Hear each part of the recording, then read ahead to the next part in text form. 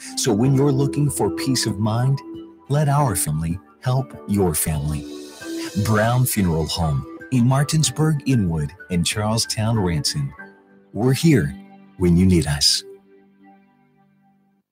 We have the tools, we have the talent. It's Miller time. It's Miller time on Talk Radio WRNR. A look at local sports with the play-by-play voice of local sports, Matt Miller. Well, good evening, everyone. Welcome into Miller time on this, let's see, Wednesday evening. Does the holiday on a Monday mess you up like it does me? Yeah, absolutely. Every time. I have to Doesn't think matter about the it. holiday, that, especially the ones that are in like the middle of the week. Like 4th of July falls on a Wednesday this year, right? I believe it does. So yes. that's, I mean, you're Monday, Tuesday, day off, then you're going to come back in and only have 2 days left. Talk about how much that's going to mess you up. You're going to think it's a Monday when you come back and then after 2 days. So maybe Mr. Hornby should just give us Thursday and Friday off too. There you go. That was my thought exactly. We Paid, should of just course. talk to Mike and say, we should just take an extra long weekend. I don't see the issue with that. I really don't either, but I'm sure he will. Yeah. We'll get his side of the story later. All right. Along with Matt Crawford, I'm Matt Miller. Glad to have you aboard. In the newsroom, Caleb Falero. He is our resident NBA expert simply because he watches games that Matt and I don't watch and cares about games that Matt and I don't necessarily care about. And so that's why we dub him as our expert and give him an opportunity to occasionally come on the air and talk with us. And we have to talk a little bit on this eve of the NBA Finals Game 1 of a couple of different things. First of all, I got to go to the take on – oh, wait a minute. Hornby just texted me with a whole bunch of ha's and says Crawford is working the fourth now. So you're not even getting the fourth. Hold on. That was your idea too. Why am I getting punished for this? I don't, you took the lead on it, I think. That shows initiative. I'm just wondering why I'm getting the only blame for this right now. Because I just said what you were thinking. I finished your sentence for you. Well, that's not good, man. We've been together for a short period of time, and you're already finishing my sentences. It's good depending on which way you're looking at it. Let's see. Let's go to Caleb. Caleb, I want to start with this. I saw this like first thing this morning as I got up and grabbed my phone and clicked on sports news from overnight and into this morning. And I'm reading the Philadelphia 76ers are investigating team president Brian Colangelo for tweets that apparently have been linked to him that criticize Sixers players, including Joel Embiid and Markelle Fultz. They're called burner accounts, which you had to explain to me earlier. So, Caleb, explain away. Oh, well, it was just an account made, basically a fake account he used to badmouth and trash the players. It's a terrible look for the team. So it's an account that is on like a flip phone or something that he can throw away at some point, and it's not supposed to be able to be traced. So how do we know it's him? Well, it's not necessarily that. It's just an account that has like a false name on it. Right. It's not necessarily a burner phone was the type of phone you could throw away that you buy the Cricket Wireless this is new or whatever. tech, you can just make a new account with a fake email, fake account. But yeah. So why? I haven't read enough today to find out any specific reasons. I know that he, at least the initial report that I read, he claimed that I think one of the accounts was his, but that he had not sent any tweets on it. It was simply an account that gave him an opportunity to kind of, quote unquote, keep up with the league and things that were being said and so forth. But he denied sending anything. He also denied any kind of relationship with the other accounts. Right. It could just be someone close to him. It's just a bad look. The Ringer that's doing the report reached out to the organization and they asked Colangelo, are these accounts yours? And as soon as that happened, all those Twitter accounts went to private mode, so no one could publicly see what they would be tweeting. So, and they haven't tweeted since May 22nd, which is when they went to Colangelo about it. It's a little suspicious if you ask me. Or an extremely timely coincidence. So why do you do it? The only thing that could come to my mind is the idea of reverse psychology, so to speak? Is this a case where you've got the team's GM trying to motivate players in a negative way, so to speak? In other words, all right, if I want Matt Crawford to play a little bit better, then maybe I say that he's, man, Crawford, you're stinking up the joint right now. You're not playing very well, so that hopefully it'll light a fire under you to come back out and play better. Yeah, but as a sports fan in a big city like Philly, and you know how angry Philly sports fans are, do you think there's not enough of that going around? It's the city of brotherly love. That would make sense. It would make sense, but think about how many fans are probably doing that too. Do you really need somebody in the front office doing it? I think it's more of, he's being petty. He's able to say what he actually is thinking, without it coming back to him. The thing that's I found most offensive throughout the tweets was that as a reply, I don't know if you guys remember, I think it was last year or the beginning of this year, they still had Jahlil Okafor on the team, and he wasn't performing well, and they couldn't trade him because he had injury problems in the past. And so one of the tweets, the guy, whoever is the owner of this account, was bashing Jahlil about not being able to play because he was injured, and that's also why they couldn't trade him. So that's just a kind of a violation, I think. I don't understand it, is all I can say. I mean, I was just looking at the motivation standpoint as maybe one defense that you might use to go, well, here's why I did it. But I don't get it. How do you, in a leadership position, trying to mold a team that turned out to be as competitive as any team this year in the East, and now this comes, it makes no sense whatsoever to me. And he put together a team of the future. That's going to be one of the strongest teams in the East for years to come. And now that, he might have helped build the team, Sam Hinkie helped build the team, but they're both going to be gone now. I think you have to fire him after this. And, maybe bring in Dave Griffin, the Cleveland Cavaliers old general manager, and, maybe possibly bring LeBron to Philadelphia. Well, here's my thing. You're in a leadership position like that. Speak your mind. Who's going to tell you not to? As a boss, as a manager, he's a partial owner? General manager. Okay, so GM. Yep. You have the right to tell your employee. Tell them to their face. Yeah, though. Exactly. Just tell it to their face. Go down and to who? Embiid? Embiid, yeah. Walk and say, hey, I think your inside game's struggling a little bit. You should work on that more practice. Why do you have to go the backwards route, hide behind a Twitter account, do all that stuff when you have the platform that really you're kind of expected to give criticism? In a way, I'm not sure players at that level, because I think a lot of professional athletes are drama queens, and they may not like to hear the criticism. But if you're a general manager, you have the platform to walk down and say, hey, I think you should work on your mid-range jumper. I think your mid-range jumper could do some work, and it could benefit the team. I don't necessarily disagree with the fact that he was criticizing certain players or the team as a whole. I just question the way he did it. Yeah, but even if I'm the GM, I think I still have to make that move like what you talked about. If I feel like you're not doing well in your mid-range game, I probably want to talk to the head coach and allow the head coach to be the one to maybe address those things. Would you as a head coach be upset with me if you found out that I, as the GM, was coming alongside talking to players about certain things? Maybe there's that hierarchy that needs to be considered, but clearly you can, as you said, at least go to the head coach.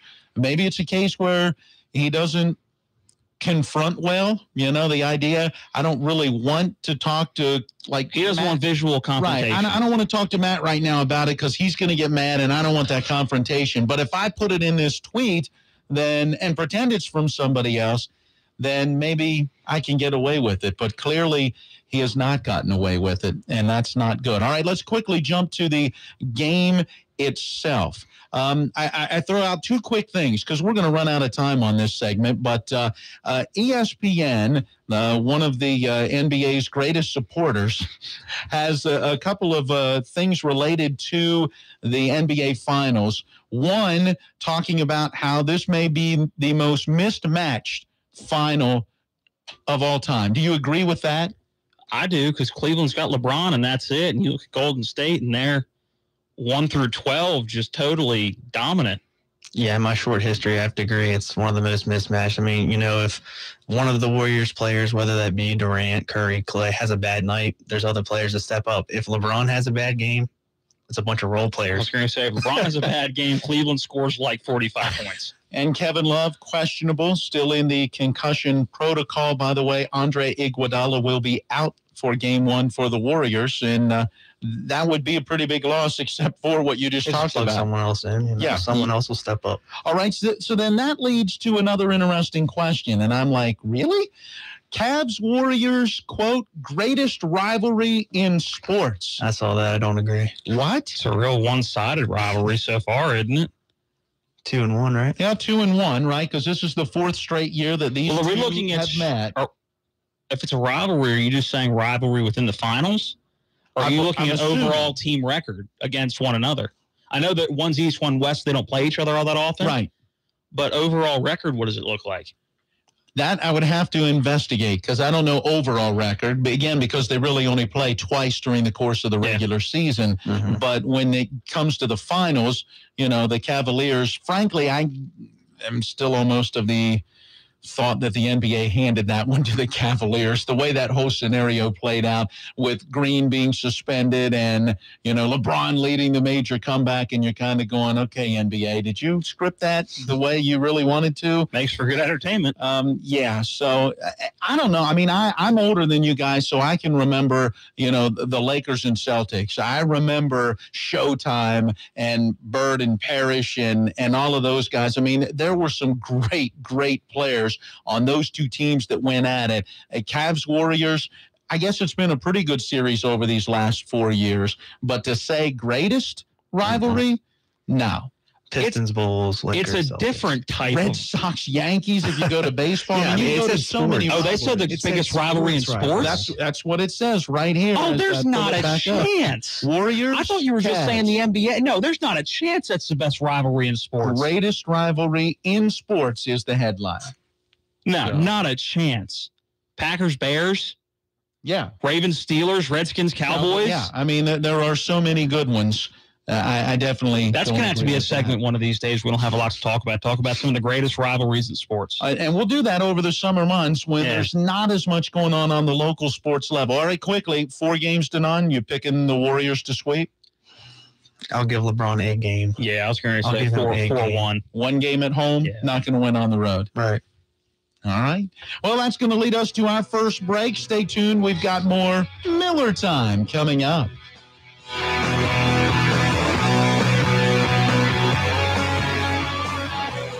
Fans, it's Johnny Castle from your Hagerstown Suns. It's another season of minor league baseball in the Hub City, highlighted by Antietam Brewery Tuesdays, Bark in the Park Wednesdays, the ever-popular Thirsty Thursdays, fireworks and giveaways on select Fridays and Saturdays, and of course Sunday Fun Days, where kids 12 and under can run the bases following the games. It's 70 games of fun and excitement with the Washington Nationals Class A affiliate. For tickets or more information, head to HagerstownSuns.com. The Hagerstown Suns, Big League Baseball in your backyard. I'm Ari Wolf with NFL Network Now on the Westwood One Radio Network. Odell Beckham Jr. missed Tuesday's OTA session after participating during the first week of voluntary workouts. Head coach Pat Shurmur told reporters OBJ hasn't finished his rehab and can't fully participate. The 25-year-old has yet to be fully medically cleared. Beckham is coming off a broken right ankle he suffered back in October.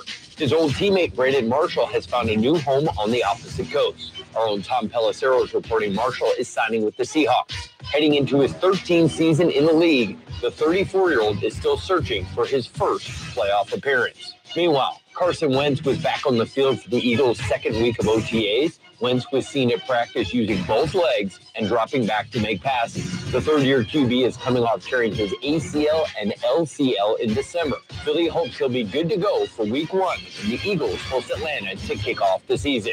This has been NFL Network Now on the Westwood One Radio Network. If you or someone you know is struggling with addiction, please call this toll-free number right now, 800-390-9528. That's 800-390-9528. By calling your addiction team, you're taking the first steps to recovery. The help you need could be one call away. 800-390-9528. Make the free call now, 800-390-9528. Your addiction team is a third-party advertiser for various treatment centers and placement networks. Individual results will vary. Visit youraddictionteam.com/terms for more information. This is John Greenhut, and if your teeth are stained from coffee, tea, or smoking, Power Swabs is the answer. In 5 minutes, you'll see 2 shades whiter teeth, and in 7 days, 6 shades. Even better, there's no messy strips or trays that you have to leave in your mouth for an hour. Just swab your teeth for 5 minutes, and you're done. To try Power Swabs, call 1-800-679-0969. Your bright white smile will have your friends talking about how great you look. Try it risk-free. 1-800-679-0969.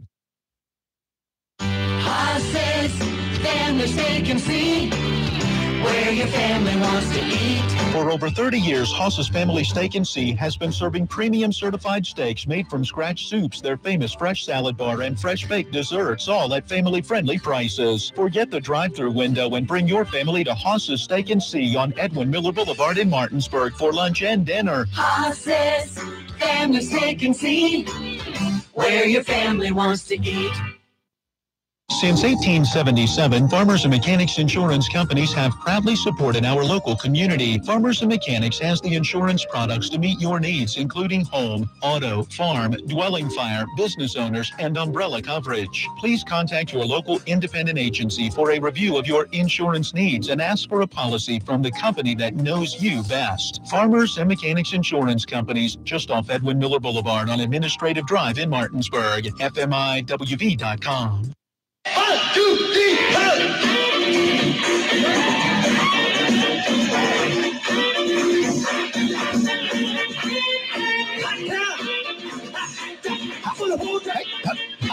We welcome you back into Miller Time along with Matt Crawford. I'm Matt Miller. This portion of the show brought to you by the Washington Nationals. They remind you Friday, June 8th is Ryan Zimmerman Bobblehead Night presented by Delta Airlines. The first 25,000 fans will pick up the third of 5 Nationals bobbleheads this season as the Nats face the San Francisco Giants. Game time 7:05. Visit nationals.com today for ticket information. Can we get a new Ryan Zimmerman bobblehead, one that actually has the bat attached to it? He had the bat at one point. He's seen better days. He got sawed off on an inside pitch, shattered the bat, and we weren't able to replace it.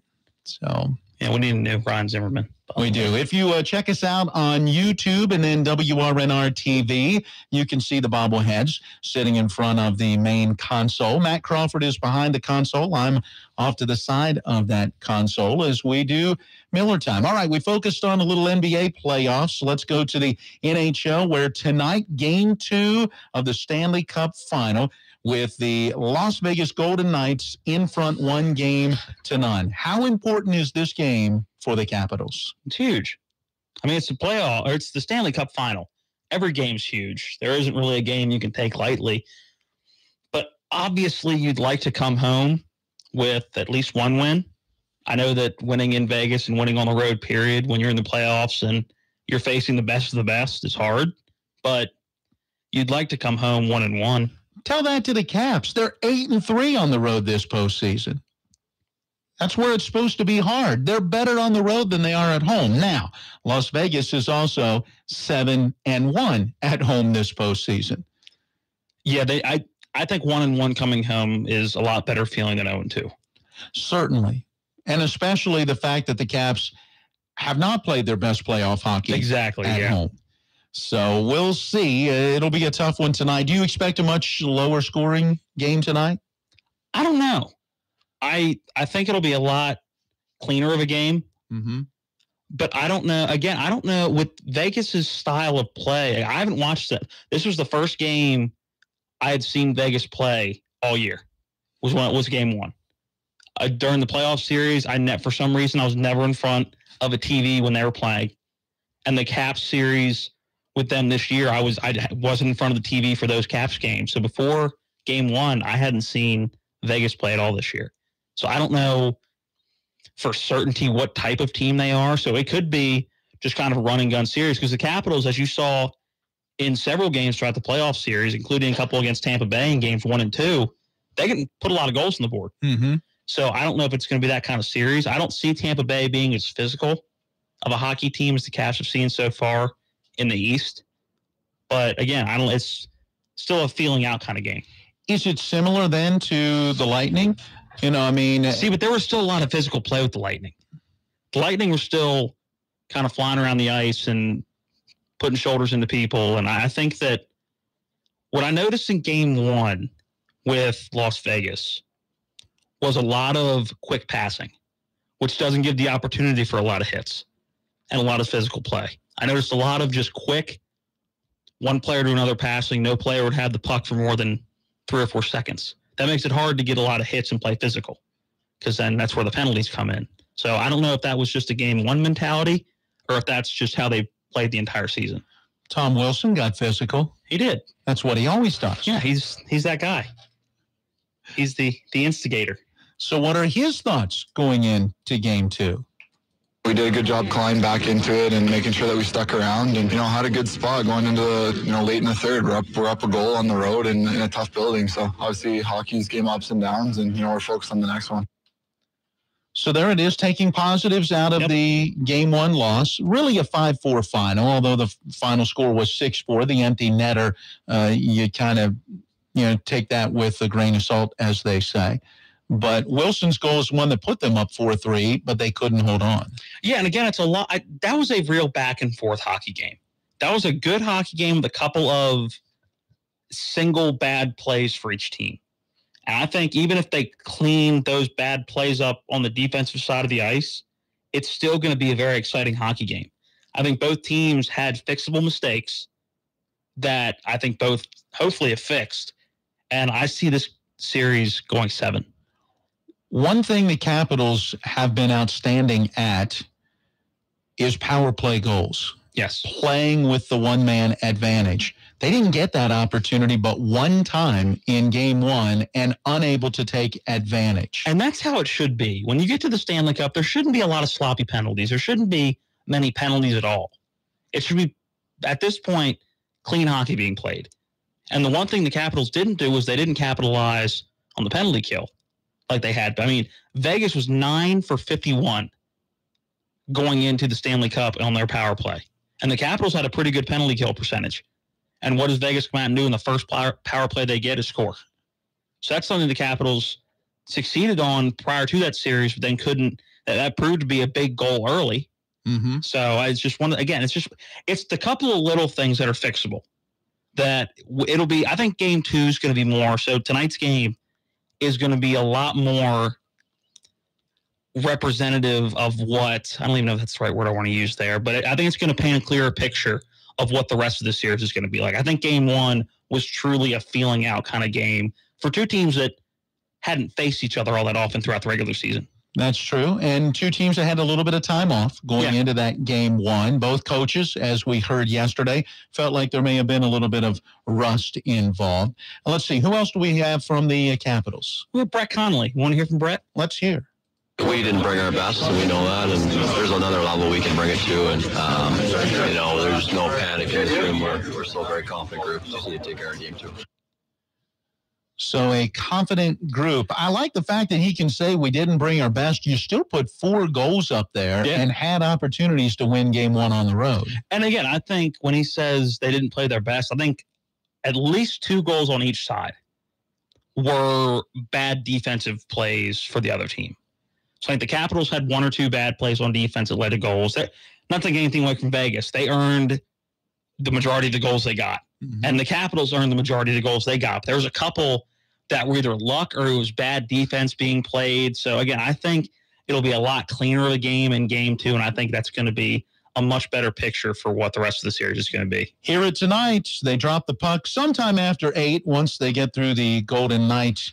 If that's the same thing tonight, I'm drop the puck and play hockey. That was just way too much fluff going on before a sporting event. So that should motivate the Capitals to come out and take it out on the Golden Knights, right? I would think so, but again, what do I know? All right, so sometime after the pageantry, they'll drop the puck between 8 and 8:30. John Walton getting on the air with the Capitals pregame, 7:45 tonight. All right, stay tuned. Our feature, yesterday's date in sports history, coming up here after our bottom of the hour break on Miller Time. CBS News Update. Cancer experts have a new recommendation for when the average person should get their first colonoscopy or some kind of colorectal screening. CBS's Meg Oliver has details. The American Cancer Society says colorectal cancer among people under 50 has shot up 51% since 1994, while at the same time rates steadily declined in people over 55 because of screenings. In response, the organization has issued new guidelines recommending people start screening at 45 instead of 50. If you're daunted at the idea of a colonoscopy, the Cancer Society's Dr. Rich Wender says there are 6 equally good options that we recommend in the guidelines, some of which are inexpensive, easy to do. You can do them in the privacy of your own home. Experts say regular screening should continue until age 75 and be discouraged for those over 85 because of potential complications. CBS News Update, I'm Pam Coulter. Now, with your local forecast, weatherman Bob Kukin. Still some scattered showers and thunder showers hopscotching across the radar here through the evening time, but they will be tapering off through the late night, and temperatures drop back into the upper 60s.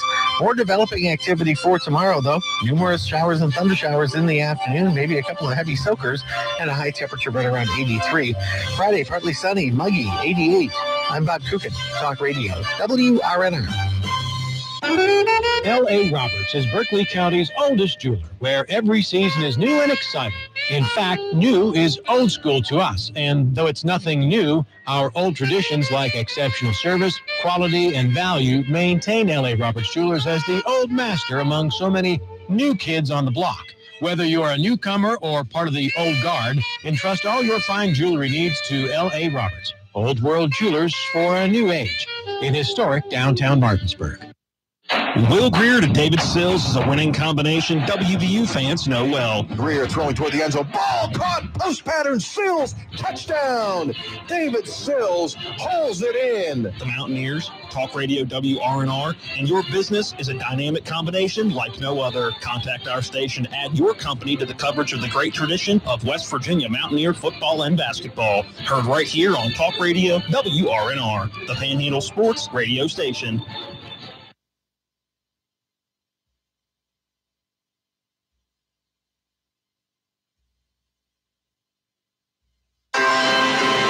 Possibilities are all around us. We see potential in unexpected places. And when we share our knowledge, vision, and connections, we turn great ideas into action in communities all around the world.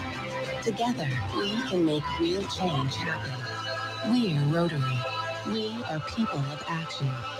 Get involved at Rotary.org.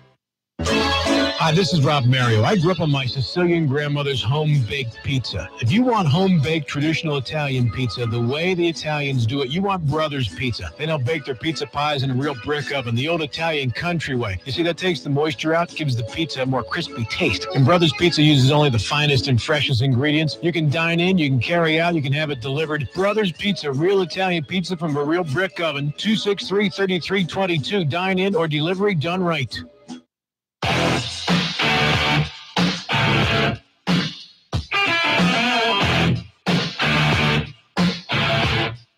And we welcome you back into Miller Time. Our apologies, some technical difficulties with the normal NBC Sports Radio update that you hear at the bottom of the hour. That was the brief moment of silence, just giving you a chance to catch your breath, really, and then come back for more Miller Time. This portion of the program brought to you by Brown Funeral Homes and Cremations, Robert Fields and Sons, a family-owned full-service funeral home proudly serving the area since 1880. Along with Matt Crawford, I'm Matt Miller, and it is time for our regular segment. I missed it yesterday. I'm back on track today as we take a look at, not today, but yesterday's date in sports history. Today is May 30th, so we're looking at May 29th in sports history. 1922, The U.S. Supreme Court rules organized baseball as a sport, not a business.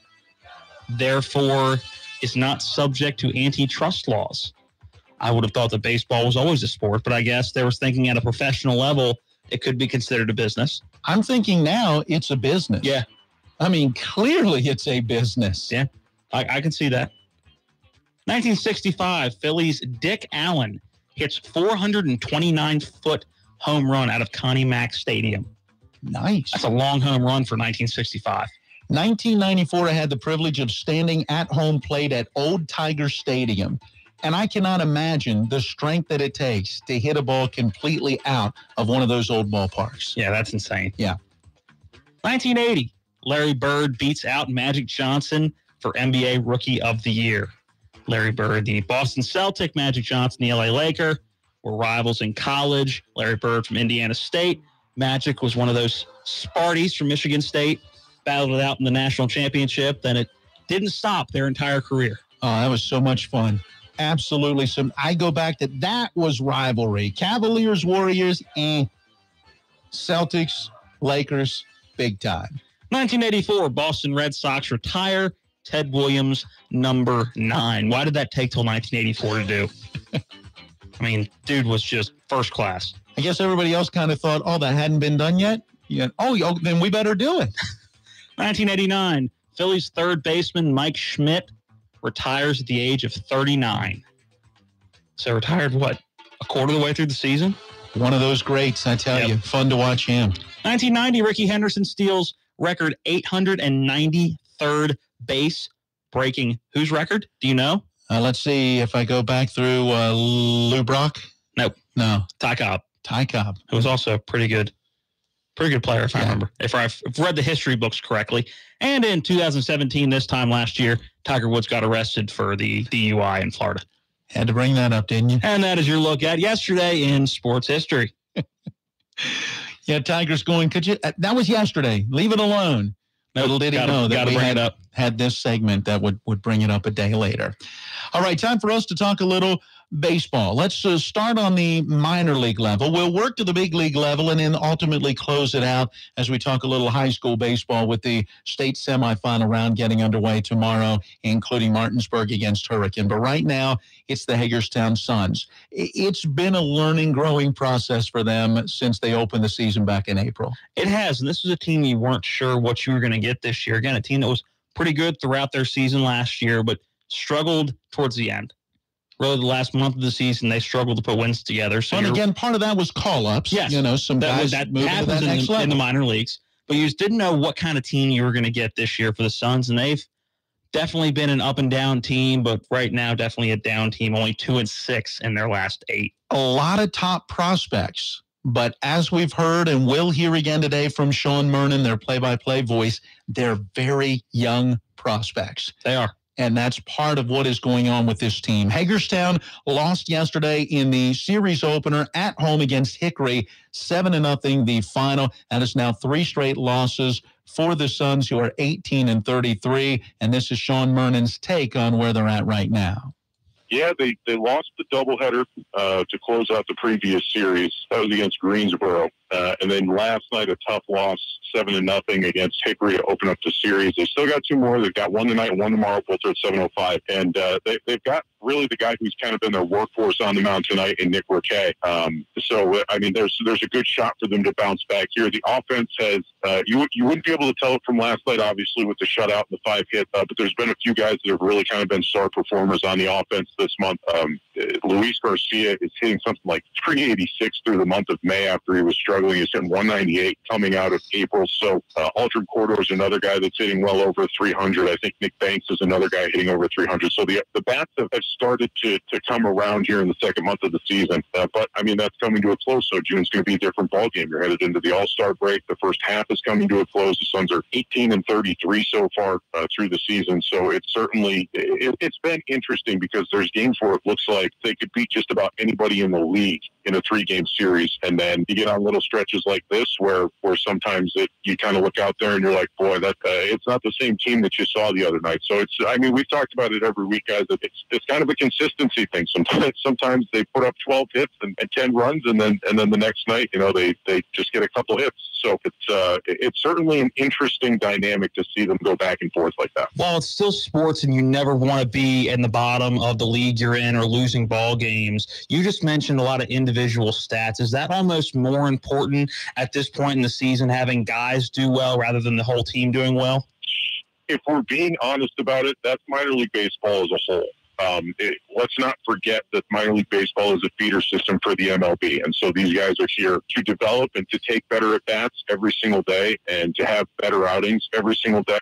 And I think it's just one of those things where, when you look at it, it's a unique balance between trying to win the game, which is something that Patrick Anderson, the team manager, is definitely invested in. He likes to win. He wants to win.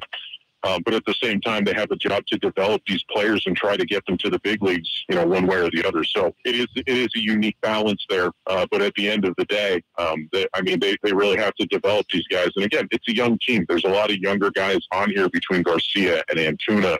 Tomas Alastre, who's supposed to start. He's the probable starter for the first game on the road as these guys take to Kannapolis for a 3-game set to start out June.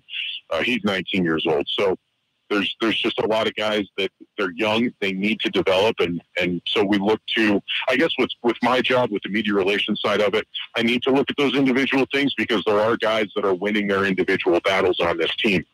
But I guess that's something that you have to do when a team gets out to a slow start, because at the end of the day, the main job is to draw attention to things that people don't normally pay attention to. You know what I mean?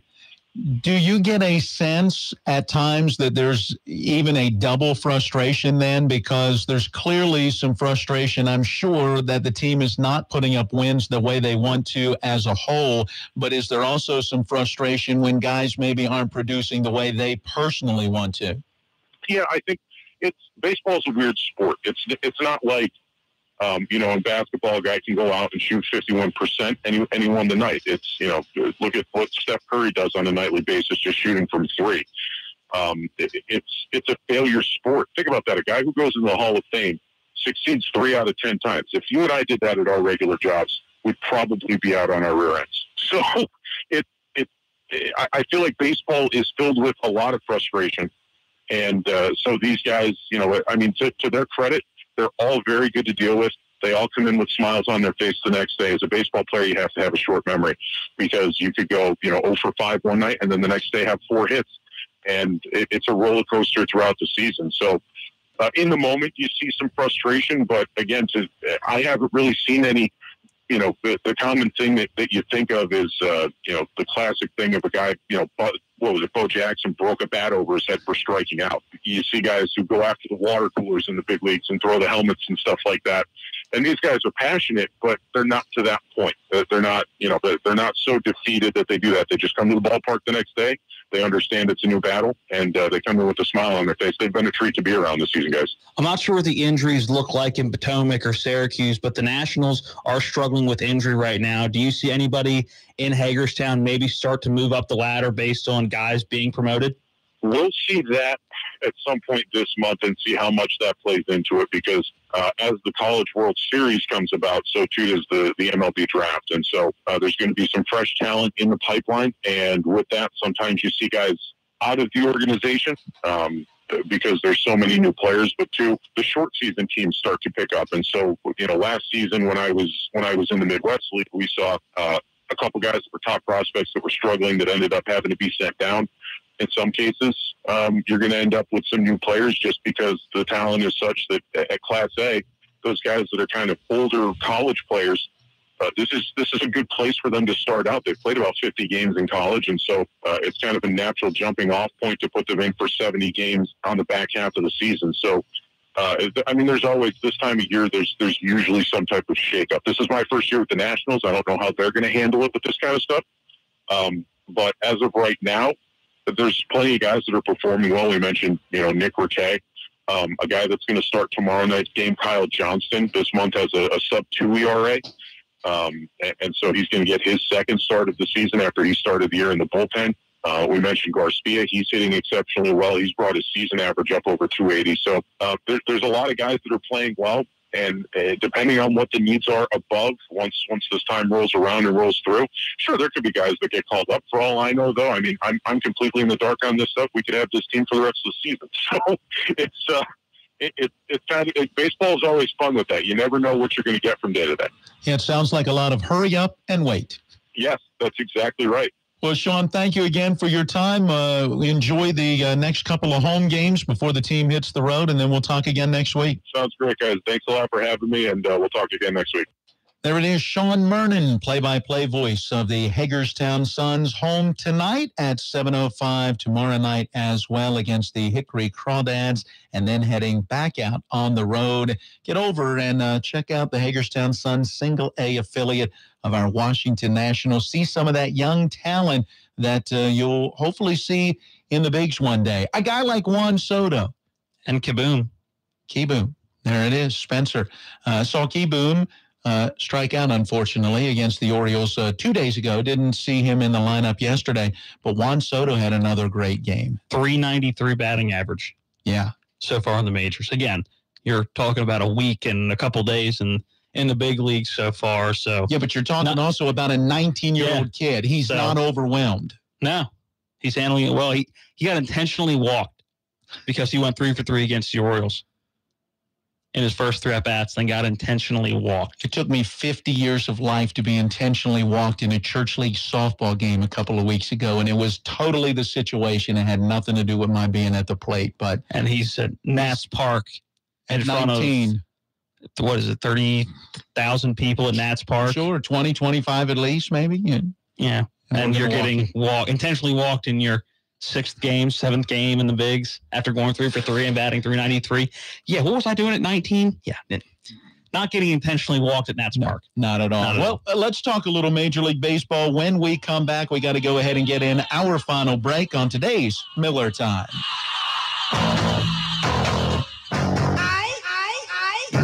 The Wellness Center at Berkeley Medical Center has introduced a 10-week sports-specific training program called SPEED for 12 to 17-year-old athletes. The goal of SPEED is to evaluate each individual athlete, assess their deficiencies, and design programs to improve the athlete's performance. The new program for young athletes includes strength and conditioning coaching from the Wellness Center pros, as well as the Technogym equipment. If you're interested in building a foundation of long-term athletic success and injury prevention for your athlete, contact the Wellness Center at Berkeley Medical Center.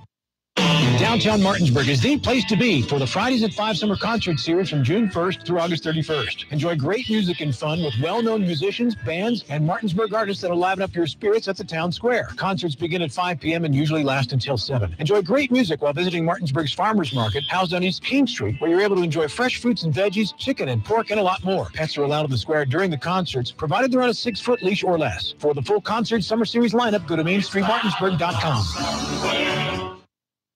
Now's the time to talk with John's Pool Supplies about opening your pool. Or maybe it's time for a new above-ground or in-ground pool. John's Pool Supplies, 237 Eagle School Road, has over 30 years of experience and a large selection of products, services, and supplies for your pool or hot tub. From custom liner installation and pool inspection to free water testing, call John's Pool Supplies at 304-267-2000, johnspoolsupplies.com.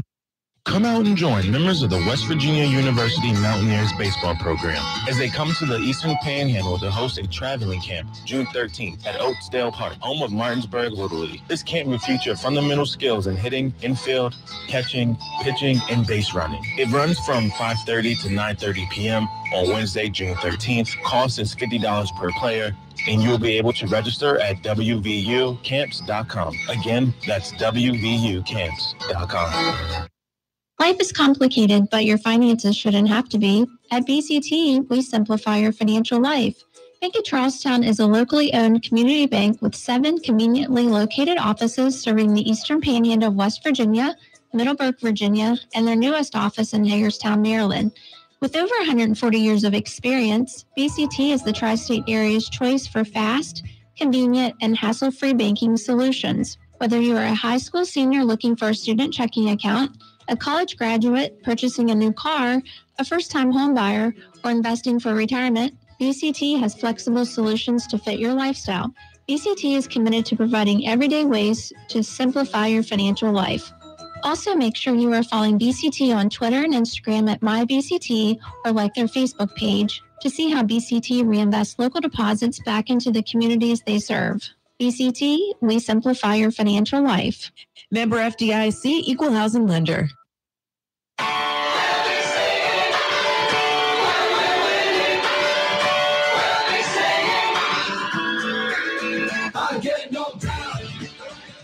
And we welcome you back into Miller Time along with Matt Crawford. I'm Matt Miller.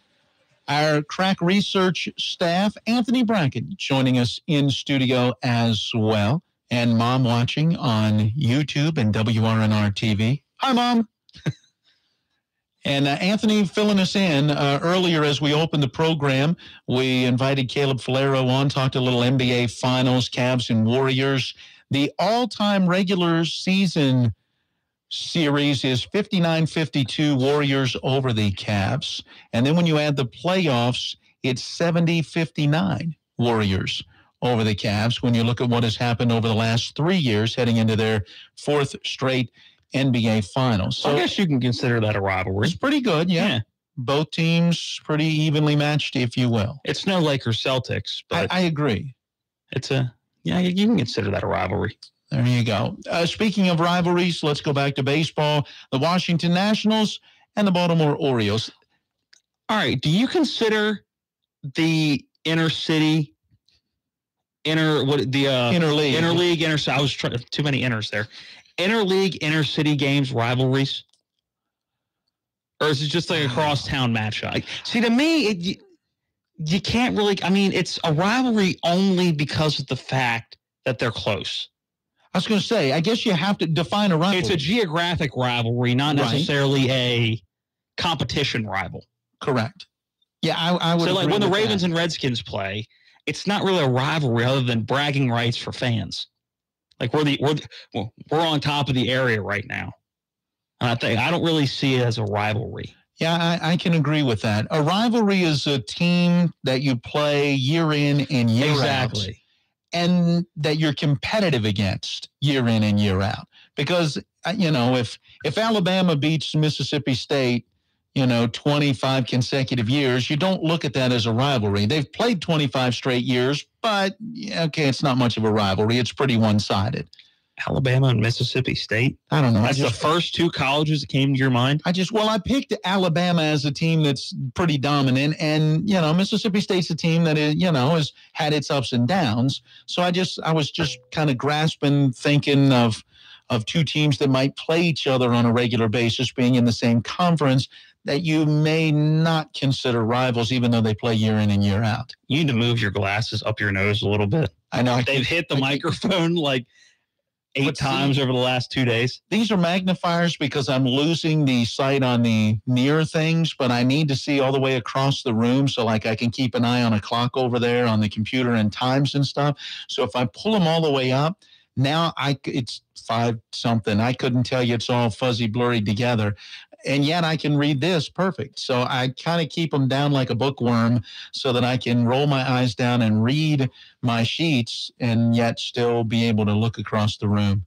This is what I look like when I call a game. Yep. I've got them down on the end of my nose so I can quickly glance down and write my notes on my clipboard and paper, but yet still look up and be able to see the action. All right. Sorry to take us away from baseball. The last couple of days I've gone, what keeps hitting the microphone? I'm wondering if it's me. And then I just noticed that it's the corner of your glasses. And you can tell there's a little bit of a shiny chip on the corner where it just keeps hitting. Numerous times. All right, let's go back to those Nats. So the Nationals get the win last night. I always say that because of the jersey mishap a few years ago. But the Nationals get the 3-2 win over the O's. The Nationals really had not played great in Baltimore when you look back at this series. And yet right now, that's just the way it's going for the O's, right? Who have now lost 4 in a row, 7 of 10, and fall to 17-38, while the Nationals pick up their 5th straight win, 7 wins in their last 8. Well, at least it was a competitive game yesterday. It was. It was competitive early as both teams had a home run in the first. Bryce Harper led it off for the Nationals, and then Manny Machado in the bottom of the first. So you had your two stars leading it off in the first inning, hitting home runs.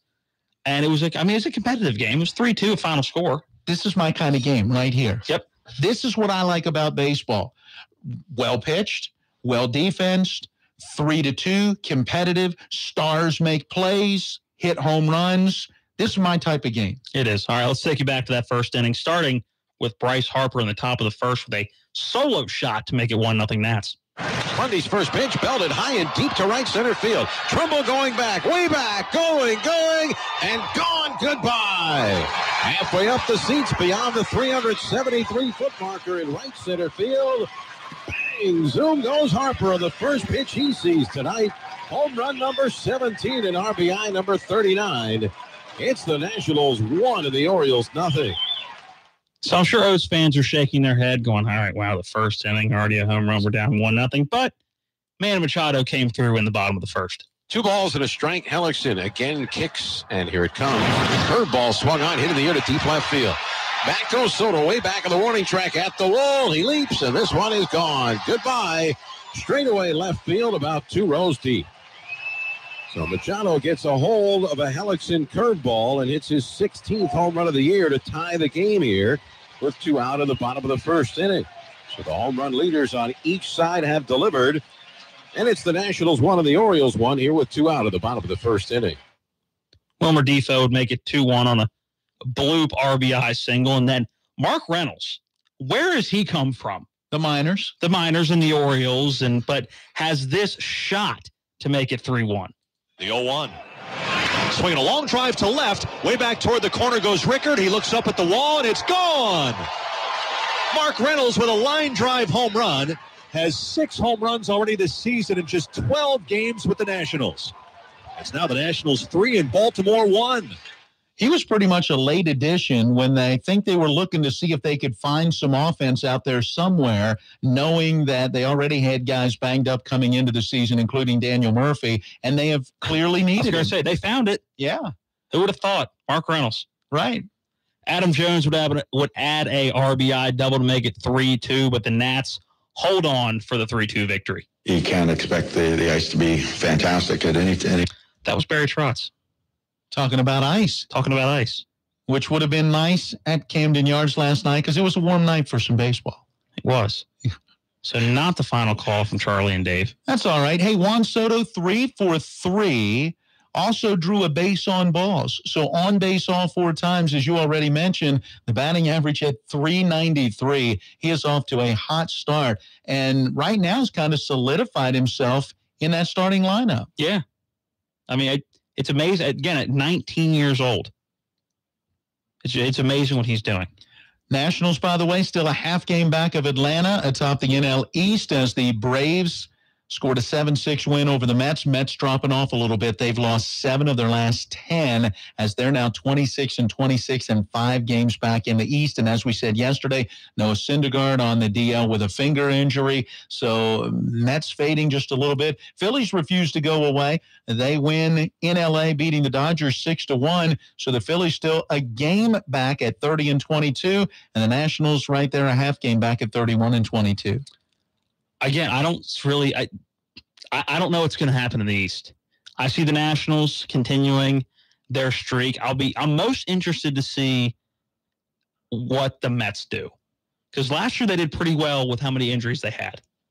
I don't know if they're going to have the same type of productivity this year. I don't see them being that lucky 2 years in a row. I think it boils down to the 3-team race. I think Atlanta, Philly, and Washington will be. And who would have thought Atlanta? Yeah, Atlanta surprises me. Philly did make some moves in the offseason. They got Arrieta. Yeah, it certainly solidified that pitching staff. And they had some pretty decent young arms a year ago. So I can see them certainly a little more than Atlanta. Yeah, but I would have never guessed Atlanta in the East. Well, tonight it's the Nats and the O's again. We won't have that broadcast for you, though, because coming up at 7:45, it is Game 2 of the Stanley Cup Final, the Capitals skating in Las Vegas. That's going to do it for today's Miller Time. Here's your local news from Talk Radio WRNR. The city of Martinsburg released a statement regarding the discharge of fireworks within city limits. They